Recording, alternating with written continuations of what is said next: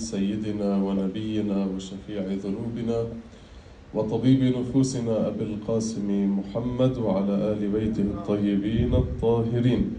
اللهم صل على محمد وآل محمد. My dear brothers and sisters, Assalamu alaikum wa rahmatullahi wa barakatuh. اللهم اجعل ما نقوله ونفعله خالصا لوجهك الكريم. إلهنا نعوذ بجلال وجهك الكريم أن ينقضي عنا شهر رمضان أو يطلع الفجر من ليلتنا هذه ولك قبلنا ذنب أو تبعة تعذبنا عليه. First of all, I would like to thank the center, the community, for inviting me, for having me. It's truly an honor to be amongst you, and inshallah in the upcoming 2 weeks we will have lots of beneficial and spiritual nights inshallah together.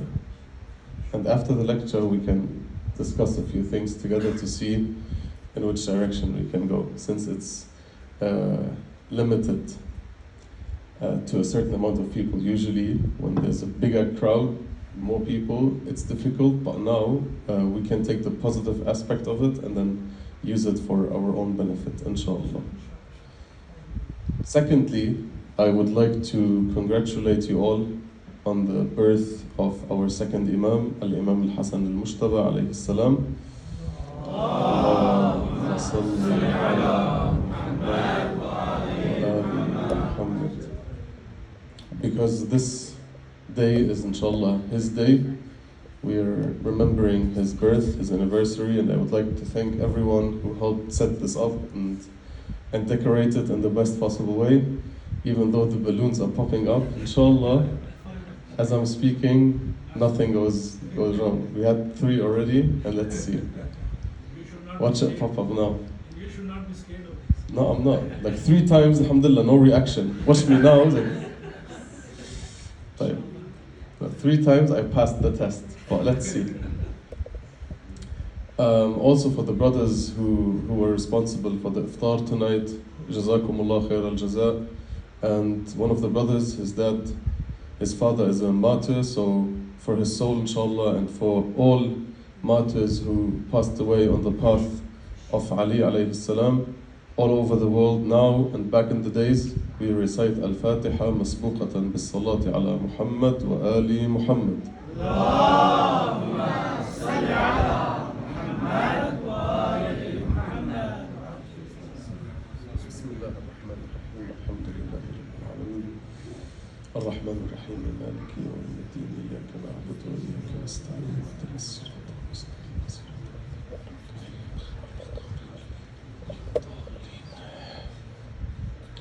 One day, somebody approached the Prophet sallallahu alaihi wa alihi. Allahumma salli ala. And he told him that Sa'ad bin Mu'adh has passed away.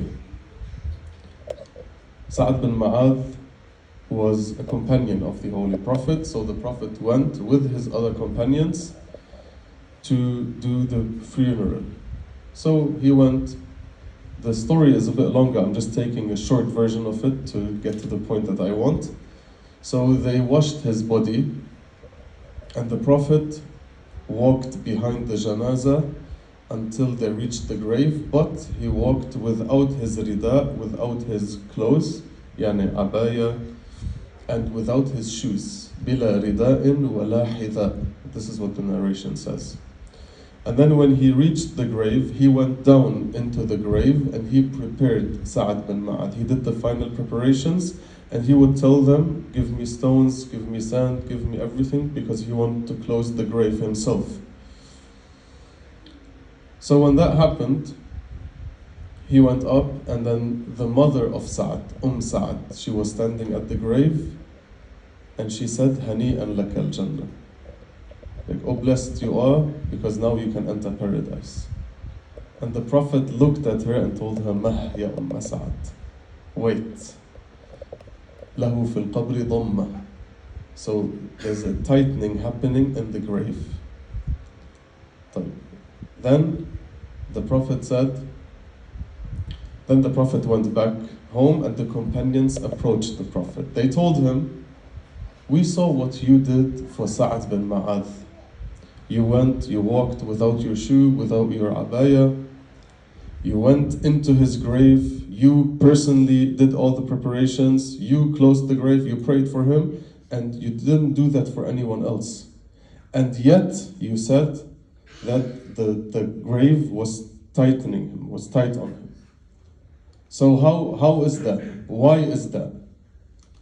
Imagine the Prophet himself, he takes you down to your grave and he prepares you and he prays for you. It is big, it's the Prophet.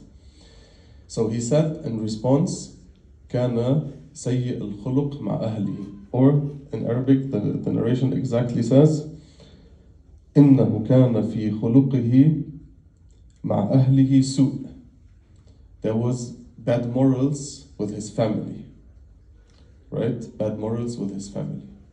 So today, I'd like to speak about al-akhlaq, morals. Jazakumullah. I'd like to speak about al-akhlaq and morals. And we have a beautiful narration attributed to Imam al-Hasan alayhi salam, since it's his birthday. So I want to start off with that. The narration goes as follows, and it's not made up, it is a narration that we have, and the chain is like that. It's longer, but we reach a point where the narration says the following: حدثنا أبو الحسن قال حدثنا أبو الحسن قال. Second time. حدثنا أبو الحسن قال حدثنا الحسن عن الحسن عن الحسن, which is الإمام الحسن. إن أحسن الحسن الخلق الحسن. صلى على محمد وآل محمد.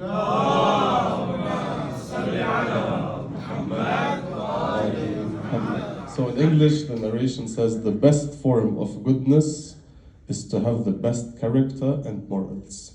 إن أحسن الحسن الخلق الحسن. And also the Prophet ﷺ, during his ceremony about Shahr Ramadan, he spoke about a lot of things, and in one of the chapters he says, أيها الناس من حسن منكم في هذا الشهر خلقه كان له جواز على الصراط يوم تزل فيه الأقدام.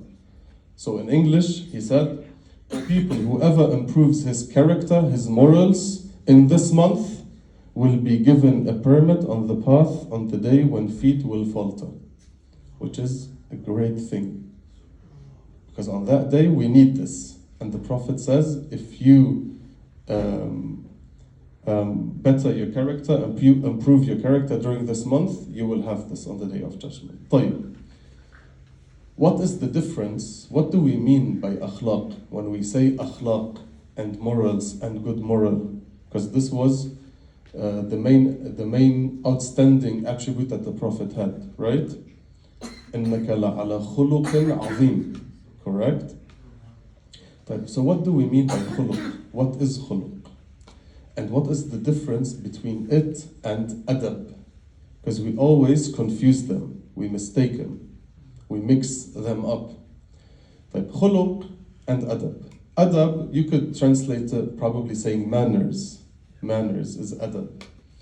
And khuluq, we could use for it morals. Okay, but I will explain it more clearly using a few examples. If you look into our narrations, into our books, you will see that they will mention, for example, adab al-ta'am, right? The manners of eating. How you sit, how much you chew your food, how to start, how to end it. Right? We have adab al-ustad, how you treat your teacher, how you speak, that you do not respond to a question that he's being asked before he responds himself, that you walk during the day behind him, during the night in front of him. These are all adab, manners, right? How you treat your parents, how you treat yourself, people around you. These are manners. These are adab. Mostly, in most cases, they are outer things, like formalities that are seen, right? How to speak, if you raise your voice or not. These are adab, okay? Mostly. In some cases, they can be inner attributes, like something inside, within the soul, right? Like من أدب الصلاة الخشوع. When you're praying, that you focus on prayer, that you know what you're saying. But in most cases, it's outer things. When we speak about manners and adab. Like when we speak about akhlaq, morals, it's mostly inner things, inner attributes, like envy, like stinginess. Stinginess is a bad khuluq, right? Arrogance is a bad khuluq. Being generous is a good khuluq, right? Don't mistake this with manners and adab. Adab is something, manners are something, and khuluq is something else, right? To be merciful is khuluq. To be rahim, rahmah, it's a nice khuluq. To forgive others, it's a nice khuluq. So this is khuluq and this is adab. And this brings us to the main point or main narration we want to speak about today, which is the narration that says تخلقوا بأخلاق الله. تخلقوا بأخلاق الله. And we're not speaking about manners, about akhlaq, sifat, attributes. Because we, as human beings, we are Allah's Khalifa on earth, right? إِنِّي جَاعِلٌ فِي الْأَرْضِ خَلِيفَةً. You're the Khalifa of Allah Azza wa Jal on earth. And then the Prophet says, according to this narration, تَخَلَّقُوا بِأَخْلَاقِ اللَّهِ. Like, what does that mean? How can I, as a human being, have the khuluq and morals of Allah Azza wa Jal? How can I do that? Because you're supposed to be a mirror of Allah Azza wa Jal. A mirror of Allah Azza wa Jal. You know when we say in the narrations, لا فرق about the Ahlul Bayt alayhi salam, لا فرق بينك وبينهم إلا أنهم عبادك. So, Ali alayhi salam, Al-Imam al-Hasan alayhi salam, all the Imams, they are just like God in His attributes. Allah, I'll speak about this towards the end. In His attributes, but they are His servants. And He is the creator, they are the creation. But when it comes to them being forgiving and merciful, they are just like Allah Azza wa Jal. Generous, Al-Imam al-Hasan is known to be Kareem Ahlul Bayt, right? Like, generous, they are generous. Merciful, they are merciful. Knowledgeable, they are. Right? So, how can I attain or achieve these morals and apply them and live them? Because I'm supposed to be generous. This is what Islam tells me, this is how Allah wants me to be, and this is how He is. He is Al-Kareem, and He wants you to be Kareem. He wants you to be generous. He is forgiving, He wants you to be forgiving and merciful. He is living, He wants you to be alive, and you have these attributes. He's Mukhtar, you are Mukhtar as well. So He wants you to be like Him. And I will come to the narrations towards the end, right? Like if somebody has questions, like this sounds weird, just wait until I reach the main point. Alright? So you are asked by Allah Azza wa Jal by the prophets, by Allah Azza wa Jal, through the Prophet, through the Imams, to have these attributes, to have these sifat. And the best way to have these attributes and these sifat is through applying them onto yourself. Not only speak about them. Because in theory, everything might be easy, right? Everything is easy in theory. You can learn something and it's easy. Like, how do I swim? You know, you can read on how to swim. Like, you just go into the water and do these actions and that's it. But actually going into the water and swimming is something else. It's more difficult, right?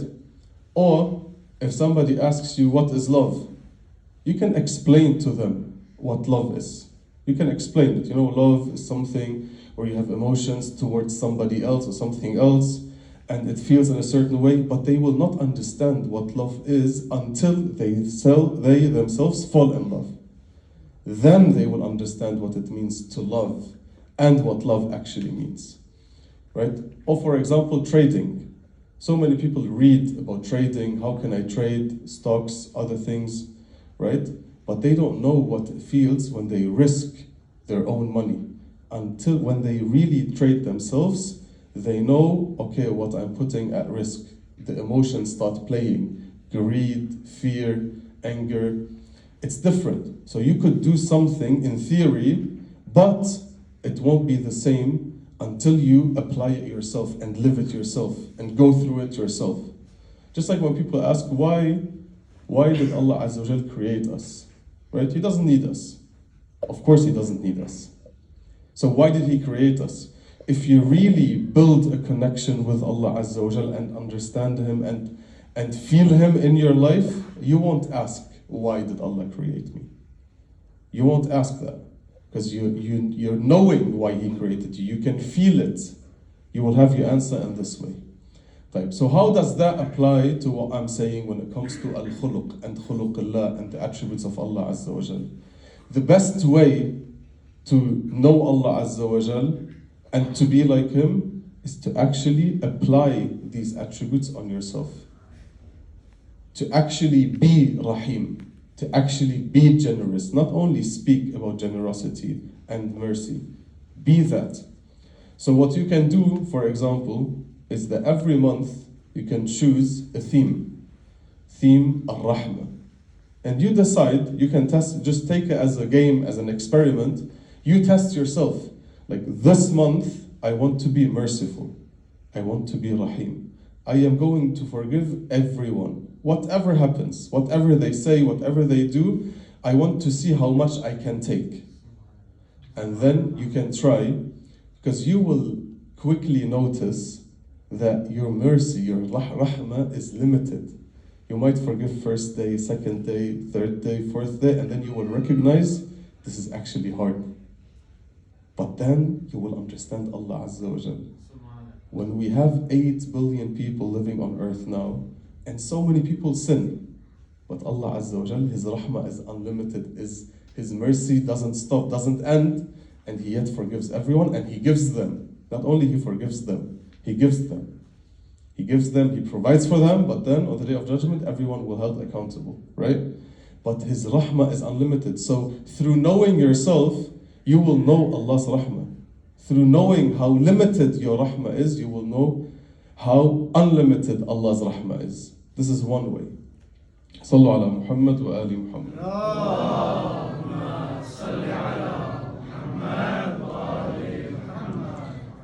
So you take Allah's attributes and apply them on yourself. He is Al-Hayy. Our scholars say that Al-Hayy is the strongest name. Al-Hayy, the living.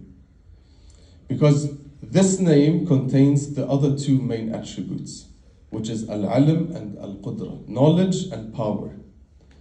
And you can apply that name into your day-to-day life. You can apply that to be Al-Hayy, just like Allah Azza wa Jal, to give life. How?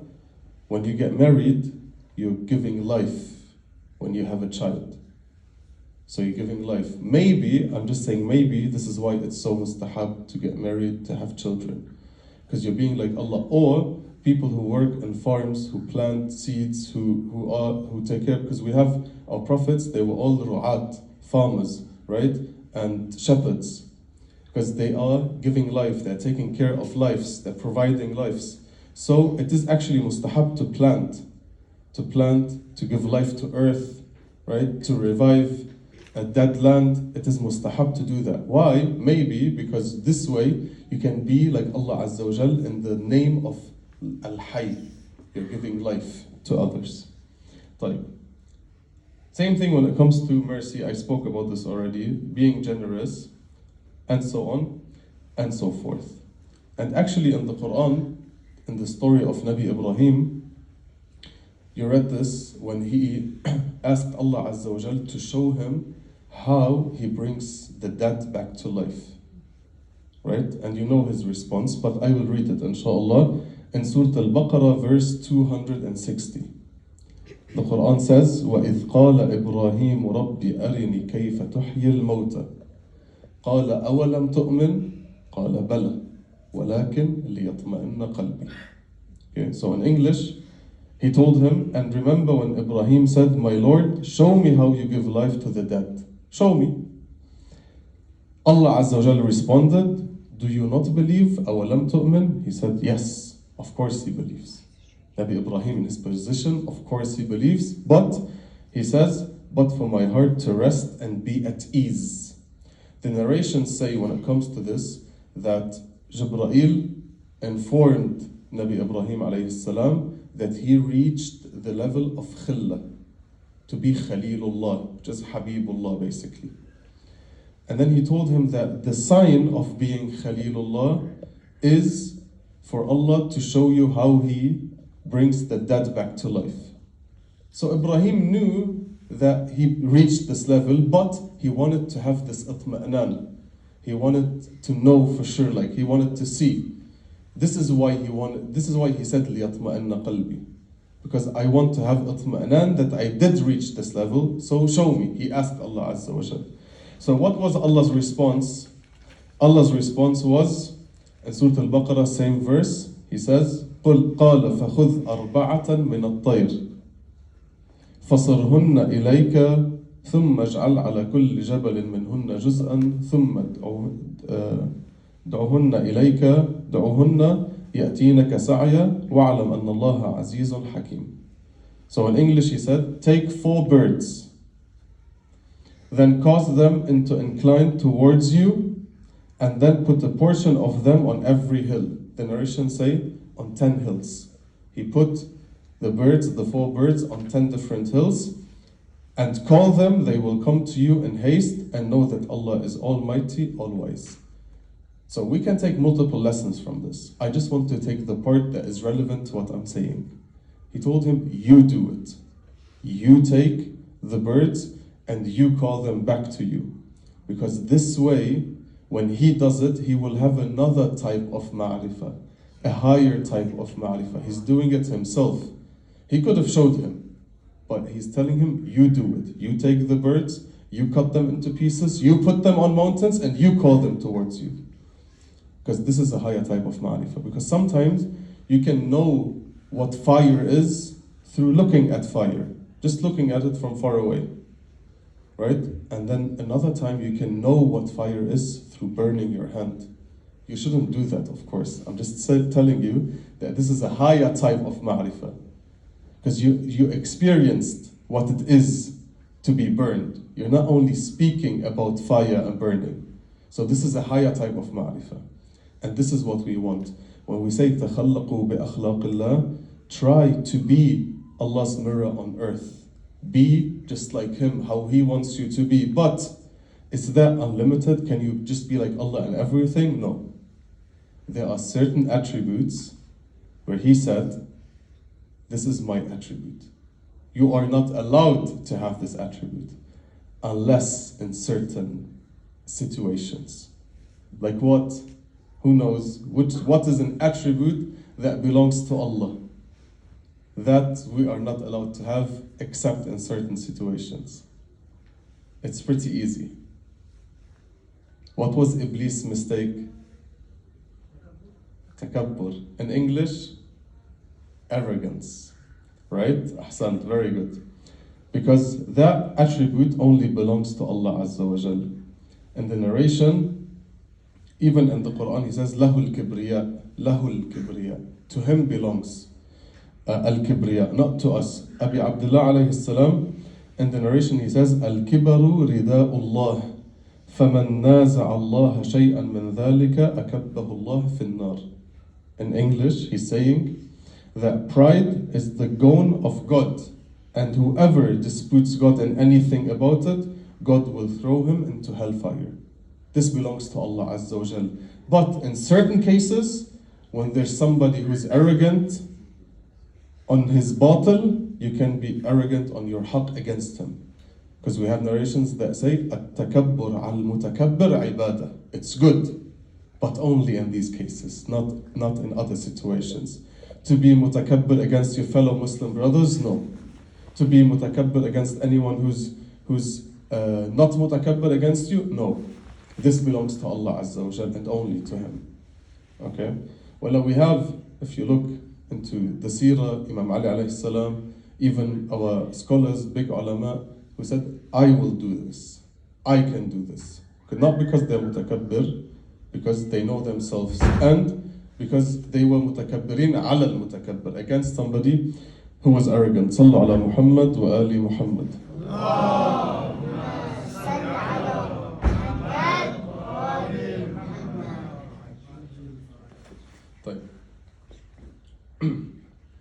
So So in conclusion, we're asked to have these morals who make us just like Allah Azza wa Jal, except that we are His ibad, His creation, His worshippers. And we have this in our narrations as well. Hadith Qudsi, Sunnah narrated, Shia narrated, everyone narrates it. عبدي أطعني تكن مثلي تقول للشيء كن فيكون. O my servant, obey me and you will be like me. You will say to the thing, to anything, be and it will be. أطعني. If you obey Allah, if you are like Allah, if you are His mirror, His real Khalifa, you will be able to do karamat, you will be able to do other things. If His wisdom allows it. Yes? So, عبدي أطعني تكن مثلي. And when we say mithli, you can be like Allah Azza wa Jal. I'm not saying you can be like Allah in everything. Because when I say that this brother looks like the moon, I just mean that he looks like the moon in the aspect of beauty. Like the moon is a planet, he's not a planet. The moon is round, he's not round. The moon is up there, he's up down here. So when I say that somebody is like something, I take one side, one aspect, and I mean that, not everything. So we can be like Allah, not as we will be God, no. But we can be like Allah in certain things, and this is what He wants from us.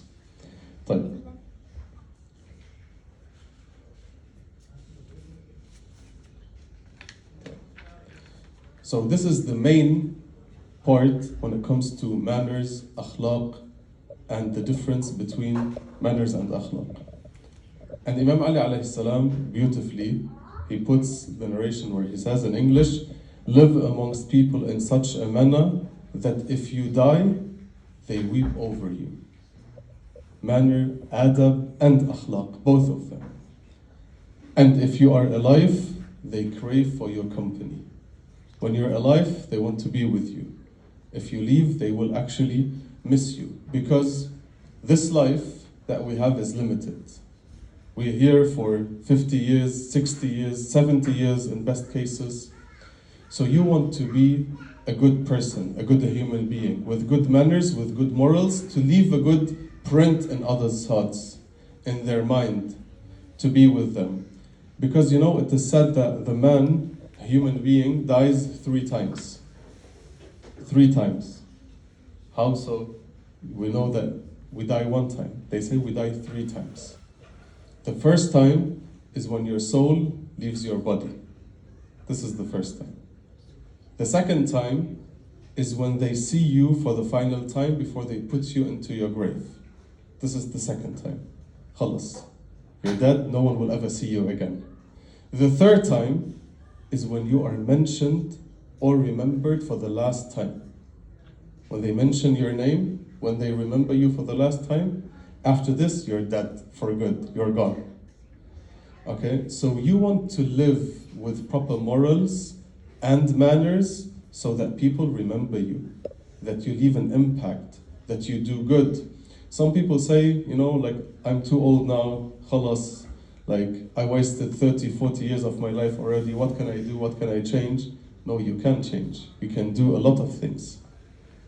Because one word that you might say to somebody to encourage them to be good, wisdom that you might be able to share, support that you might be able to show, you will live through them. You will live in their minds and in their hearts. Because if you leave this dunya and you came as a visitor for 40, 50 years, you leave this dunya and you didn't leave any impact. Nothing. You just came, you ate, you drank, you went out, you had good food, you watched a few movies, you played a few games, and that's it? No. You were created for a higher purpose. At least do good, be a good example. When people look at you as a Muslim, especially here, they say, MashaAllah, this is how I want to be. If they're not Muslim, they're not going to say, MashaAllah. But it's okay, we say that, they might say, MashaAllah. But be a good example, have good manners. With other Muslims, with yourself, with your family, with the close ones and the ones that are far away from you. With all of them. Not only with those who are strangers. Because we tend to do that. He's a stranger, I have to respect him. But with my brother, it's okay. right? This is how we are sometimes. So the Imam is saying, live amongst people in a manner that if you are alive, they crave your company, and if you die, they weep over you. Because you want to do good, you want to leave a good footprint, inshallah. May Allah Azza wa Jal help us and allow us in this short lifetime that we have, to be of good manners and good akhlaq, to be as close as possible to Allah Azza wa Jal, and to be true and real followers of the Ahlul Bayt. Walhamdulillah Rabbil Alameen.